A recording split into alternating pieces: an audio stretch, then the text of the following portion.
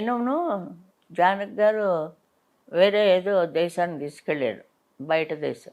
సాధక పరవై గ్రూపు. ఊరిని వర్షం పడిపోతుంది, ఎలాగ తెలియదు. అవుట్డోర్, మాకు ఉండడానికి మాత్రం స్టేజ్ ఉంది. ఇద్దరు వెళ్ళాం, ఏదో బెహరీనో ఏదో అనుకుంటాను. అక్కడ పాడిందండి అవ్వ పాట, ముసలమ్మ పాట, కుర్రాడి పాట, దంచి పారేసింది. అబ్బా, అందరూ అలా ఉండిపోయారు. సుశీల్ని మర్చిపోయారు కొంతసేపు. అంటే ఆడియన్స్కి ఏంటంటే వెరైటీస్ కావాలండి. ఎంతసేపు ఏడుస్తూ మాత అనుకుంటూ కూర్చుంటే ఎల్లెళ్ళు అంటారు. మా ఇజనార్ భాష చెప్పాను, ఎల్లెళ్ళు అని.